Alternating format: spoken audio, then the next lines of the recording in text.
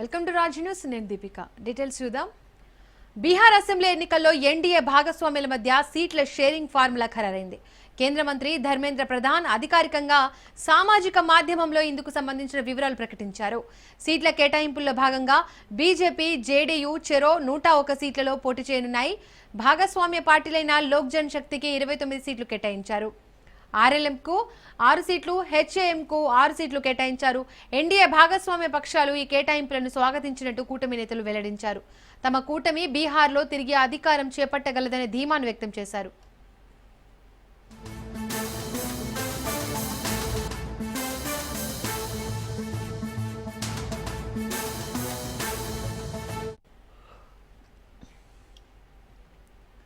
Bihar assembly ఎన్నికల్లో NDA భాగస్వామ్యుల మధ్య సీట్ల షేరింగ్ ఫార్ములా ఖరారైంది. కేంద్ర మంత్రి ధర్మేంద్ర ప్రధాన్ అధికారికంగా సామాజిక మాధ్యమంలో ఇందుకు సంబంధించిన వివరాలు ప్రకటించారు.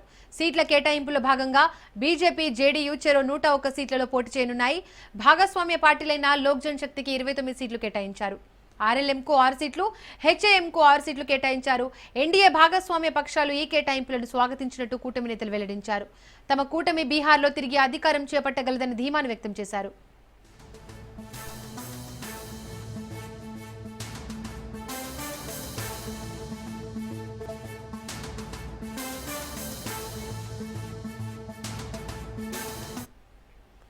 దీనికి సంబంధించి మోర్ డీటెయిల్స్ మా ప్రతినిధి సైదులు అందిస్తారు. సైదులు. ఎస్ దీపిక, బీహార్ ఎన్నికలకు సంబంధించి ఎన్డీఏ కూటమి అభ్యర్థుల ఖరారు దాదాపుగా అయిపోయింది. ఇక 243 అసెంబ్లీ స్థానాలు ఉన్నటువంటి బీహార్ రాష్ట్రంలో ఎన్డీఏ కూటమికి సంబంధించినటువంటి అభ్యర్థులు ముఖ్యంగా సీట్ల పొత్తుకు సంబంధించి ఢిల్లీలో సుదీర్ఘంగా చర్చించారు. బీజేపీ జాతీయ అధ్యక్షుడు జేపీ నడ్డా, అదేవిధంగా కేంద్ర హోంమంత్రిగా ఉన్నటువంటి అమిత్ షా, అదేవిధంగా బీహార్ రాష్ట్రానికి చెందినటువంటి బీజేపీ కీలక నేతలు, అదేవిధంగా బీహార్ రాష్ట్ర బీజేపీ ఇన్ఛార్జ్ ధర్మేంద్ర ప్రధాన్, వీళ్ళందరూ కూడా 2-3 రోజుల నుంచి కూడా సుదీర్ఘంగా చర్చించిన తర్వాత ఒక నిర్ణయానికి వచ్చారు. సీట్ల సర్దుబాటు ఒక కొలిక్కి వచ్చింది దాదాపుగా. ఎందుకంటే ఎవరెవరు ఎన్ని స్థానాల్లో పోటీ చేయాలనేది కూడా స్పష్టత ఉండాలి కాబట్టి అందుకు సంబంధించి సుదీర్ఘంగా చర్చించిన తర్వాత సీట్ల సర్దుబాటు సంబంధించి ఒక కొలిక్కి వచ్చింది.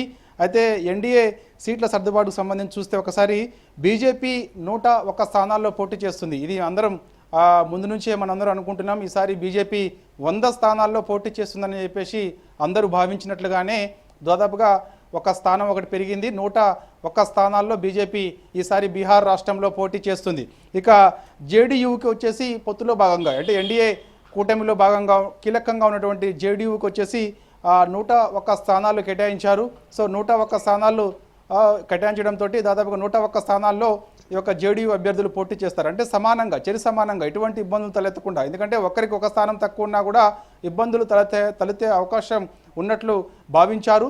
తర్వాత మొత్తం సర్వేలు కూడా చేసుకున్నారు. ఏ నియోజకవర్గంలో బీజేపీకి అనుకూలంగా ఉంది, ఏ నియోజకవర్గంలో జేడీయూకి అనుకూలంగా ఉందనేది సర్వేలు చేసుకున్న తర్వాత ఒక నిర్ణయానికి వచ్చారు. నిర్ణయానికి వచ్చిన తర్వాత బీజేపీ బీహార్ రాష్ట్రంలో 101 స్థానాల్లో పోటీ చేస్తుంది. అదేవిధంగా ఎన్డీఏ కూటమిలో కీలకంగా ఉన్నటువంటి జేడీయూ కూడా 101 స్థానాల్లో పోటీ చేస్తుంది. ఇక ఎన్డీఏ కూటమిలో ఉన్నటువంటి మిగిలిన కొన్ని పార్టీలకు కొన్ని స్థానాలు కేటాయించారు.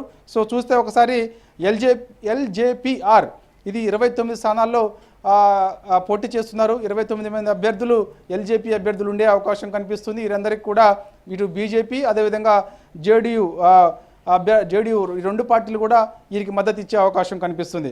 ఇక ఆర్ఎల్ఎంకి 6 సీట్లు ఇచ్చారు. అదేవిధంగా హెచ్ఏఎంకి 6 సీట్లు కేటాయించారు. ఇక దాదాపుగా బీహార్లో ఎన్డీఏ కూటమి అధికారంలోకి రాబోతుందని చెప్పేసి కూడా బీజేపీ బీహార్ రాష్ట్ర ఇన్ఛార్జ్ ధర్మేంద్ర ప్రధాన్ కొద్దిసేపటి క్రితమే మీడియాతో కూడా మాట్లాడారు. సీట్ల సర్దుబాటు దాదాపుగా పూర్తయిపోయింది, కొలిక్కి వచ్చింది. కాబట్టి అందరం కూడా మేము ఇటు బీజేపీ 101 స్థానాల్లో పోటీ చేస్తున్నాం, అదేవిధంగా జేడీయూ కూడా 101 స్థానాల్లో పోటీ చేస్తున్నాం. మిగిలిన స్థానాలు అంటే మొత్తం 243 స్థానాలు బీహార్ రాష్ట్రంలో ఉన్నాయి కాబట్టి మిగిలిన స్థానాలు కూడా కొందరు కేటాయించామని చెప్పారు. కాబట్టి దానిలో భాగంగా మళ్ళొకసారి చూస్తే మాత్రం ఎల్జేపీఆర్ 29 స్థానాలు ఇచ్చారు, ఆర్ఎల్ఎంకి 6 సీట్లు ఇచ్చారు, హెచ్ఏఎంకి 6 సీట్లు ఇచ్చారు. మొత్తం 243 స్థానాల్లో ఈసారి ఎన్డీఏ కూటమి హవా కొనసాగనుందని చెప్పేసి కూడా ధీమా వ్యక్తం చేశారు బీహార్ బీజేపీ రాష్ట్ర ఇన్ఛార్జి ధర్మేంద్ర ప్రధాన్. అయితే ఒకసారి ఎన్నికలు చూసుకుంటే మాత్రం బీహార్ రాష్ట్రంలో 2 విడతలుగా కేంద్ర ఎన్నికల సంఘం ఈసారి ఎన్నికలు నిర్వహిస్తుంది. మొదటి విడత వచ్చేసి చూస్తే ఒకసారి మనకి నెక్స్ట్ మంత్ 6వ తారీఖు నవంబర్ 6వ తారీఖు రోజు మొదటి విడత ఎన్నికల పోలింగ్ ఉంటుంది. సో ఇక ఇప్పటికే దానికి సంబంధించినటువంటి ఏర్పాట్లన్నీ కూడా పూర్తి అయిపోయాయి. రెండో విడత పోలింగ్ వచ్చేసి మనకి నవంబర్ 11వ తారీఖు ఉంటుంది. సో దానికి సంబంధించినటువంటి ఏర్పాట్లు కూడా అధికారులు కసరత్తు చేస్తూ ఉన్నారు. సో మనకి ఓట్ల లెక్కింపు వచ్చేసి నవంబర్ 14న ఉంటుంది. సో ఇక అందరు కూడా ఇప్పుడు దేశవ్యాప్తంగా అందరు కూడా ఆసక్తి బీహార్ రాష్ట్రంలో ఏ పార్టీ గెలవబోతుంది అనేది కూడా కొంత ఆసక్తి. కాబట్టి బీహార్ రాష్ట్రంలో ఎన్నికల సంఘం 2 విడతలుగా ఎన్నికలు నిర్వహిస్తుంది. సో నిష్పాక్షపాతంగా ఎన్నికలు నిర్వహిస్తామని చెప్పేసి కూడా కేంద్ర ఎన్నికల సంఘం మీడియా సమావేశంలో వెల్లడించారు. 2 విడతల్లో భాగంగా చూస్తే మళ్ళొకసారి చూస్తే మాత్రం నవంబర్ 6వ తారీఖు మొదటి విడత పోలింగ్ జరుగుతుంది. అదేవిధంగా నవంబర్ 11వ రోజు రెండో విడత పోలింగ్ జరుగుతుంది. నవంబర్ 14 రోజు ఓట్ల లెక్కింపు ఉంటుంది. కాబట్టి ఇక ఎన్డీఏ కూటమికి సంబంధించి సర్వేలన్నీ కూడా ఎన్డీఏనే మరోసారి అధికారంలోకి రాబోతుందని చెప్పేసి కూడా చెప్తున్నాయి. బీజేపీ అత్యధిక స్థానాల్లో గెలవబోతుంది బీహార్ రాష్ట్రంలో ఈసారి అని చెప్పేసి అంటున్నారు. ఎందుకంటే జేడీయూకి చాలా పట్టున్నప్పటికీ కూడా ఈసారి బీజేపీ పుంజుకునే అవకాశం ఉంది బీహార్ రాష్ట్రంలో అని చెప్పేసి కూడా సర్వేలు చెప్తూ ఉన్నాయి. కాబట్టి ఖచ్చితంగా బీహార్ రాష్ట్రంలో ఎన్డీఏ కూటమి హవా కొనసాగనుంది. సో ఖచ్చితంగా అధికారం కూడా చేపట్టబోతున్నామని చెప్పేసి ధీమా వ్యక్తం చేశారు బీహార్ బీజేపీ రాష్ట్ర ఇన్ఛార్జి ధర్మేంద్ర ప్రధాన్. దానిలో భాగంగా సుదీర్ఘంగా 2-3 రోజుల పాటు నుంచి కూడా మేము చర్చించాము సీట్ల సర్దుబాటుకు సంబంధించి. సో కొలిక్కి వచ్చింది. కొలిక్లో భాగంగా బీజేపీ 101 స్థానాల్లో పోటీ చేస్తుంది. సో ఇక జేడీయూ 101 స్థానాల్లో పోటీ చేస్తుంది. మిగిలిన స్థానాలకు కొందరికి కేటాయించామని చెప్పేసి మా కూటమిలో ఉన్నటువంటి కొన్ని పార్టీలకు కేటాయించామని చెప్పేసి అధికారిక ప్రకటన కొద్దిసేపటి క్రితమే బీజేపీ కేంద్ర బీజేపీ కొద్దిసేపటి క్రితమే అధికారిక ప్రకటన చేసింది. రైట్ సద్రు, థ్యాంక్ యూ.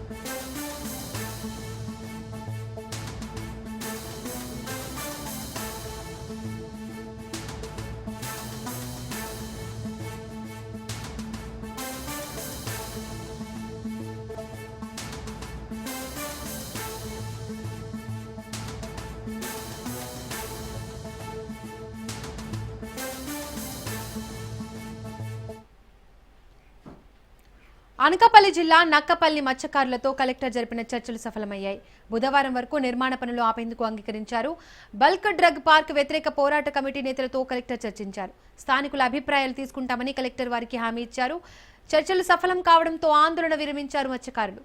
రాజయ్యపేట వెళ్లి సమస్యలు పరిష్కరించేందుకు అంగీకరించారు అధికారులు.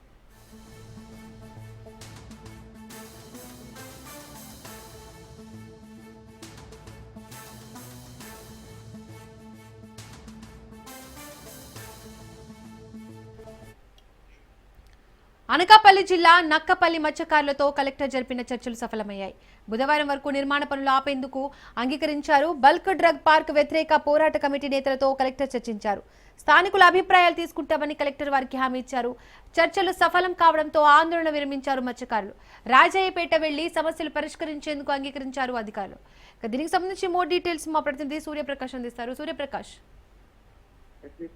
ఉదయం నుండి కూడా ఉవ్వెత్తున అయితే అనకాపల్లి జిల్లా నక్కపల్లి మండలం అయితే భారీ ఎత్తున అయితే మత్స్యకారులు నిరసన కార్యక్రమాలు అయితే చేస్తున్న పరిస్థితి ఉంది. ఎక్కడికక్కడైతే నిరసన కార్యక్రమాలు చేస్తూ అతనికి వాళ్ళ మత్స్యకారుల కోసం అయితే సానుభూతి పరులుగా అలానే మద్దతు తెలపడానికి బీవైసీ రాష్ట్ర అధ్యక్షుడు రామచంద్ర యాదవ్ అయితే ఈరోజు ఉదయం వాళ్ళతో పాటు మద్దతు తెలపడానికి అయితే వెళ్లాల్సిన ఇదైతే పరిస్థితి ఉంది. కానీ దాన్ని పూర్తిగా అయితే పోలీసులు అడ్డుకోవడంతో అతను పొంగనూరు అయితే ప్రయాణం అయిన పరిస్థితి ఉంది. దానికి సంబంధించి మద్దతు ఇచ్చే వాళ్ళని అలానే మా యొక్క ఉద్యమాన్ని అయితే నీరు గారుస్తున్నారన్న ఉద్దేశంతో భారీ ఎత్తున అయితే ఈ మత్స్యకారులు నిరసన కార్యక్రమాన్ని తెలియపరిచేందుకు అక్కడ నుండి రాజయ్యపేట నుండి నక్కపల్లి హైవే దగ్గరికి అయితే భారీగా చేరుకొని మొత్తం కూడా హైవే దిగ్బంధం చేసిన పరిస్థితి ఉంది. ఎక్కడికక్కడ ఈ హైవే దిగ్బంధం చేసి పూర్తిగా వాళ్ళందరినీ కూడా 2.5-3 గంటల సేపు అయితే ఈ యొక్క ట్రాఫిక్ జామ్ అయితే పూర్తిగా కావడంతో హైవే మొత్తం కూడా దిగ్బంధం కావడం అయితే జరిగింది. దానికి సంబంధించి కలెక్టర్ విజయ్ కృష్ణన్ అయితే సంభాషించే ప్రయత్నం అయితే చేశారు ఆ యొక్క సంఘ నాయకులతో.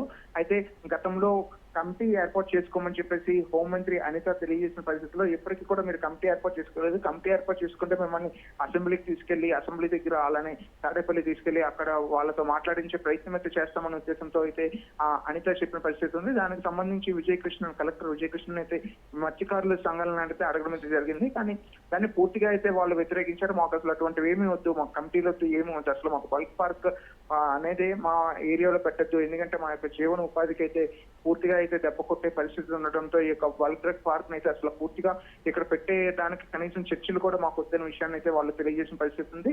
దానిపైన అయితే కలెక్టర్ అయితే బుధవారంకి అయితే దీన్ని వాయిదా వేసి ఇంతవరకు కాస్త సమన్వయం పాటించాలని అధికారులు అంతా కలిసి ప్రభుత్వంతో చర్చించి దీనిపైన అయితే సమగ్ర విచారణతో పాటు చర్చలు అయితే బుధవారం జరుపుదామనే ఉద్దేశంతో అయితే కలెక్టర్ అయితే వాళ్ళతో మాటామంతి నిర్వహించడంతో రాజయ్యపేట గ్రామస్తులు అయితే కాస్త సద్దుమణిగి దీనిపైన అయితే బుధవారం వరకు కూడా వేచి చూస్తామని, బుధవారం నాటికి దీనిపైన పూర్తిగా ఒక సరైన విచారణ సంబంధించి మొత్తం అంతా కూడా కావాలని చెప్పేసి అయితే గ్రామస్తులు అలానే అక్కడ ఉన్న మత్స్యకారులు అయితే కోఆర్డినేట్ జరిగింది. దీనికి సంబంధించి అక్కడ కలెక్టర్ విజయ్ కృష్ణ మాట్లాడుతూ మీరు చట్టాన్ని కానీ ఇలా రోడ్డు పైన బైఠాయించడం కన్నా సరికాదని చెప్పేసి మరోసారి ఇటువంటి చేయొద్దని కూడా మత్స్యకారులని తెలియజేసిన పరిస్థితి కనిపిస్తుంది.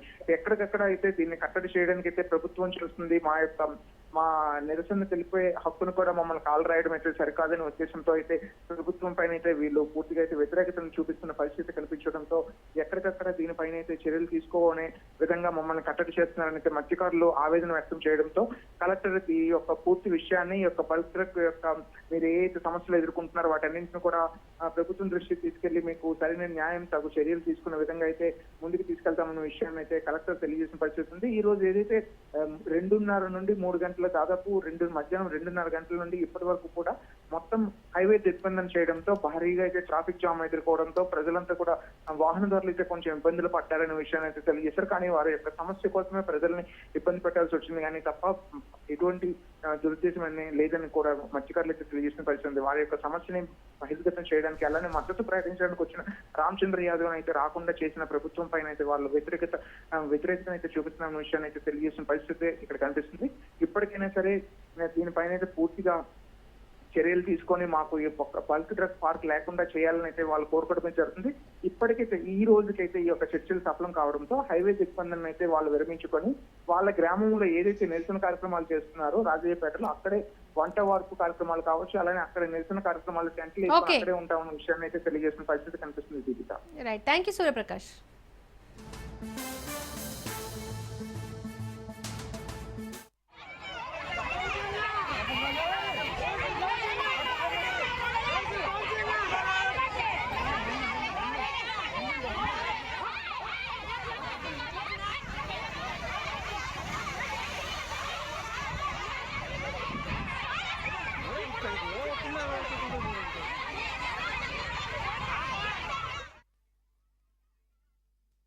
ఈరోజు రాజేపేట విలేజర్స్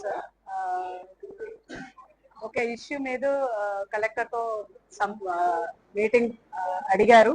మీటింగ్ కోసం వచ్చాము. దాంట్లో బల్రగ్ గురించి వాళ్ళకు ఉన్న అబ్జెక్షన్స్ అభవాలు మాకు తెలియపరిచారు.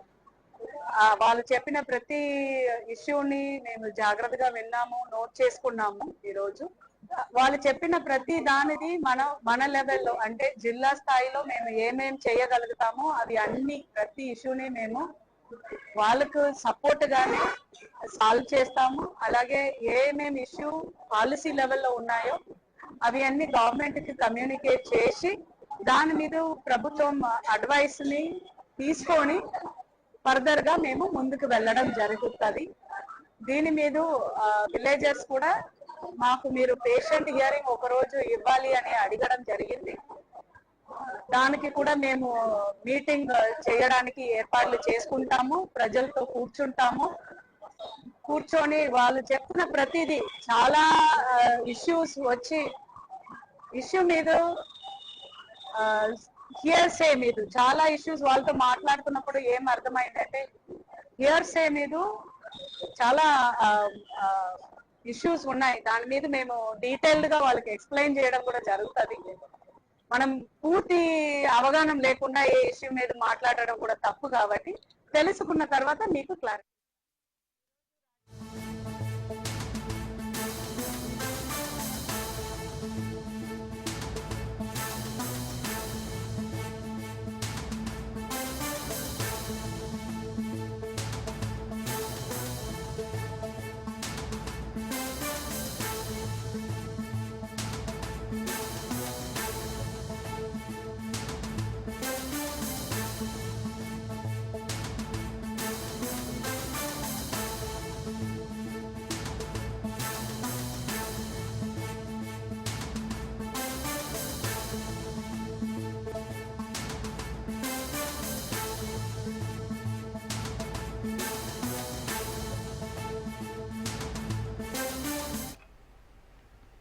వేములవాడ శ్రీ రాజరాజేశ్వర స్వామి ఆలయం ముందు బీజేపీ ధర్నాకు దిగింది.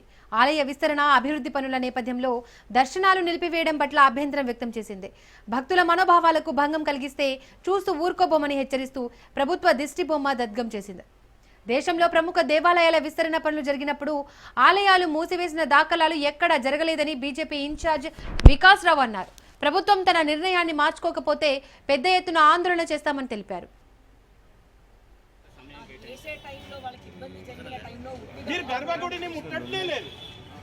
లేనప్పుడు మీకు దర్శనం 4 గంటలు ఏదైతే భక్తులు వస్తారో ఆ టైంలో ఖచ్చితంగా వారి వేములవాడ రాజన్న ఆలయ విస్తరణ పొలిటికల్ టర్న్ తీసుకుంది. భక్తులకు ఇబ్బంది కలగకుండా దర్శనాలను శ్రీ భీమేశ్వర స్వామి ఆలయంలో కల్పిస్తామన్నారు వేములవాడ ఎమ్మెల్యే ప్రభుత్వ విప్ ఆది శ్రీనివాస్. జగద్గురు శృంగేరి పీఠాధిపతుల ఆగమ శాస్త్రానికి అనుగుణంగా విస్తరణ పనులు చేస్తున్నామన్నారు. దేవాలయంలో పనులు జరిగేటప్పుడు భక్తులకు ఇబ్బంది కలగకుండా చర్యలు చేపట్టినట్లు తెలిపారు. రాజన్న ఆలయం లోపల స్వామివారికి నిత్య పూజలు జరుగుతాయన్నారు.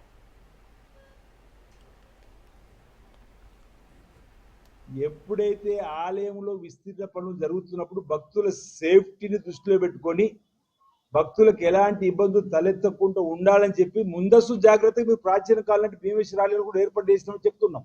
ఇప్పుడు మనం పనులు చేసే ఇంతకుముందు చెప్పిన 120 నుంచి 150 ఫైర్స్ గుంతలు తవ్వాలి, 64 నుంచి 70 పిల్లర్లు లేపాలి, వాటిపైన అన్నిటి మండపాలు కట్టాలి. ఆ సమయంలో భక్తుల సేఫ్టీ ఎలాంటి ప్రమాదాలు జరగకుండా ఉండడానికి కోసం ఆ సమయంలో నిర్ణయం తీసుకుంటే భక్తులు స్వయంగా చూసినప్పుడు కూడా అర్థమయ్యేటువంటి సందర్భంలో వచ్చిన భక్తులకు ఇబ్బంది తలెత్తకుండా ఇంత దూరం వచ్చిన స్వామివారి దర్శనం కలగాలని చెప్పని కోరుకున్న వారి కోసం కూడా ప్రత్యామ్నాయ ఏర్పాట్లు చేసినామని చెప్పి నేను చెప్తా ఉన్నాను. దయచేసి మా ఈ అంశాన్ని గమనించవలసిందిగా మిమ్మల్ని భక్త జనవల్ని కోరుతా ఉన్నాం. ఈరోజు ఆలయం అనేది బంద్ ఉండదు, ఆలయం అనేది మూసివేసి ఉండదు. ఆలయం యథావిధిగా పూజా కార్యక్రమాలు కొనసాగుతుంటాయి. దర్శనాలకు సంబంధించి పనులు జరుగుతున్న వేళ ఇల్లు నిర్మాణం చేసుకున్నప్పుడు ఆ ఇంట్లో ఉండలేము అనేటువంటి పరిస్థితి కలిగిన రోజు ఏ విధంగా బయటకు పోతామో ఆ సందర్భంలో మాత్రమే వచ్చిన వారికి అర్థమవుతుంది, మాకు అర్థమవుతుంది, మీకు అర్థం. ఇదే అంశానికి సంబంధించి మోర్ డీటెయిల్స్ మా ప్రతినిధి రవీంద్ర అందిస్తారు. రవీంద్ర, ఆలయానికి సంబంధించి గుడి మూసివేస్తున్నారని నిన్నటి నుంచి ఒకవైపు అధికారులు ప్రకటించడంతో వేములవాడ రాజన్న ఆలయానికి వచ్చిన భక్తుల్లో ఒక టెన్షన్ వాతావరణం అయితే నెలకొన్న పరిస్థితి అయితే చెప్పవచ్చు. అదేవిధంగా కేంద్ర హోంశాఖ సహాయ మంత్రి బండి సంజయ్ కూడా దీనిపైన స్పందించడం జరిగింది. వేములవాడ ఆలయాన్ని ఏ విధంగా మూస్తారు, మూసినట్టయితే అసలు ఎన్ని రోజుల వరకు మూసివేస్తారు అంటే అక్కడే ప్రత్యేకంగా దర్శనానికి రాజన్న ఉన్న స్థానంలోనే దర్శనానికి వేరే చోట ఒక చోట కూడా పక్కనే ఏర్పాటు చేసి భక్తులకు దర్శనం కలిగే విధంగా ఉంచి అదే విధంగా గుడి వెడల్పు పనులను అయితే వాళ్ళు పూర్తి చేయాలనే కోణంలో కూడా బండి సంజయ్ స్పందించడం జరిగింది. ఒకవేళ ఇట్లా స్పందన లేక వాళ్ళు ఇష్టారాజ్యంగా ప్రవర్తించి ఎప్పటికప్పుడు టెంపుల్ ను మూసివేస్తామని అంటే ఒకే రోజు ముందే చెప్పడంతో కూడా ఈ వివాదానికి దారితీసిందని చెప్పవచ్చు. ఎందుకంటే ఒక వారం రోజుల ముందు లేదంటే 10 రోజుల ముందు ఒక మీటింగ్ ను ఏర్పాటు చేసి భక్తులతోటి అదేవిధంగా స్థానికంగా ఉన్న ప్రజలతోటి అదేవిధంగా కొంతమంది ప్రజాప్రతినిధులను కూడా అక్కడ హాజరుపరిచి వేములవాడ పుణ్యక్షేత్రాన్ని మూసివేసే అంటే దర్శనాలను నిలిపివేసి అదేవిధంగా కైకర్యాలు అయితే కొనసాగుతాయి. ఉదయం సాయంత్రం పూట పూజలు యథావిధిగా కొనసాగుతాయి. కానీ భక్తులకు భీమేశ్వర స్వామి ఆలయంలో ఏర్పాట్లు చేయడం జరిగింది. అక్కడ దర్శనాలు కోడి మొక్కులు ఆ స్వామి వారికి సమర్పించుకునే విధంగా ఏర్పాట్లు చేశామని ప్రభుత్వం చెప్తున్నది. కానీ ఆ దర్శనాలు అనేటివి ఇక్కడే గతంలో కూడా చేయడం జరిగింది. కానీ ఇప్పుడు దాన్ని నిలిపివేయడంతో భక్తుల మనోభావాలను దెబ్బతీసే విధంగా ఉంటుందని కూడా బీజేపీకి సంబంధించిన కొంతమంది కార్యకర్తలు కదా వేములవాడ టెంపుల్ ముందు ధర్నా కూడా తీయడం జరిగింది. దాని అనంతరం ఒకవైపు వేములవాడ ఎమ్మెల్యే ఆది శ్రీనివాస్ ఆధ్వర్యంలో ఒకవైపు అక్కడ అధికారులతో ఒక మీటింగ్ అయితే ఏర్పాటు చేయడం జరిగింది. ఆది శ్రీనివాస్ దానిపైన ఒక స్పష్టతను అయితే ఇవ్వడం జరిగింది. ఎందుకంటే వేములవాడ స్వామి ఆలయాన్ని అయితే ఒకవైపు డెవలప్మెంట్ పనుల్లో భాగంగా విస్తరణ చేపడుతున్నాం కాబట్టి భీమేశ్వర స్వామి ఆలయంలో మేము దర్శనాలు కలగజేస్తామని కూడా అతను స్పష్టంగా చెప్తున్నారు. ఒకవైపు జగద్గురువు శృంగేరి పీఠాధిపతుల ఆగమ శాస్త్ర అనుగుణంగానే ఒకవైపు విస్తరణ పనులు అయితే కొనసాగుతున్నాయి. కాబట్టి అందరూ సహకరించాలి. ఎందుకంటే మీ సహాయ సహకారాలు కూడా తీసుకుంటాం, మీ వివరణ కూడా తీసుకుంటాం, మీరు కూడా రావాలి ఏమైనా సూచనలు ఇస్తే దాంట్లో ఆశించే విధంగా మేము ముందరికి పోతామని ఆది శ్రీనివాస్ కూడా అందులో స్పష్టంగా చెప్పడం జరిగింది. మరి ఈ టెంపుల్ ఎప్పటి నుంచి వెళ్ళి అక్కడ విస్తరణ పనులు చేపడతారు, మరి ఆలయాన్ని ఎన్ని రోజుల ముందు అక్కడ భక్తులకు దర్శనం లేకుండా ఒకవైపు భీమేశ్వర స్వామి ఆలయానికి వెళ్తారో దానిపైన స్పష్టత ఇవ్వాల్సిన అవసరం అయితే ఎంతైనా ఉంది. ఎందుకంటే స్థానికులు కంపల్సరీ రోజువారీగా వేములవాడ రాజాను దర్శించుకొని వాళ్ళు పనులకు అయితే వెళ్లారు. ఎందుకంటే అది పురాతన కాలం నుంచి వెళ్ళి అసలు వాళ్ళకు వేములవాడకు సంబంధించిన ప్రజలకైతే ఆచారంగా వస్తుంది కాబట్టి మరి దాన్ని ఏ విధంగా తీసుకుంటారు, ఉదయం వేళలో వేములవాడ దర్శనాన్ని ఇచ్చి మరి సాయంత్రం వేళలో పనులు తీసుకుంటారా, ఎటువంటి నిర్ణయాలు తీసుకుంటారు అనేది మాత్రం క్లారిటీ ఇవ్వాలని ఇప్పటికైతే అక్కడ స్థానికంగా ఉన్న ప్రజలు కోరుతున్న పరిస్థితి కనబడుతుంది. అదేవిధంగా ఆ బండి సంజయ్ కూడా దానిపైన క్లారిటీ ఇచ్చిన అనంతరమే వేములవాడ టెంపుల్ పైన పనులను ప్రారంభించాలని కూడా చెప్పడం జరుగుతుంది. కాబట్టి మరి ఆలయ అధికారులు అదేవిధంగా ప్రభుత్వం దీనిపైన ఎటువంటి సూచనలు తీసుకొని ఏ విధంగా. Thank you Ravindra.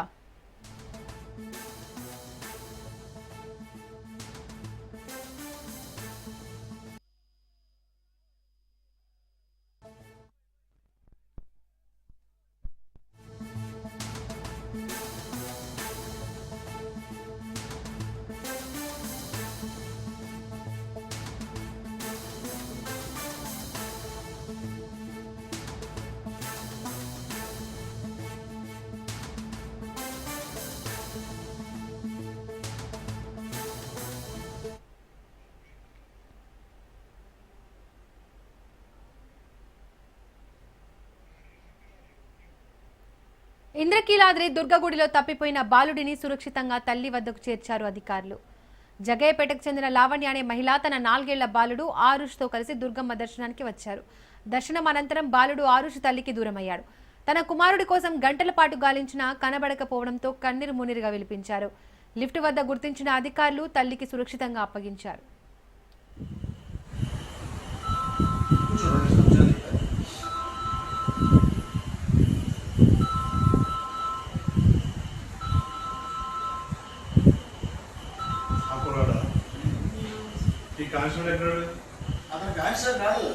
ఇంద్రకీలాద్రి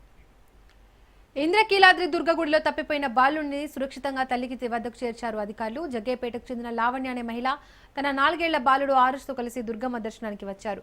దర్శనం అనంతరం బాలుడు ఆరుష్ తల్లికి దూరమయ్యాడు. తన కుమారుడి కోసం గంటల పాటు గాలించినా కనబడకపోవడంతో కన్నీరు మున్నీరుగా విలిపించారు. లిఫ్ట్ వద్ద గుర్తించిన అధికారులు తల్లికి సురక్షితంగా అప్పగించారు.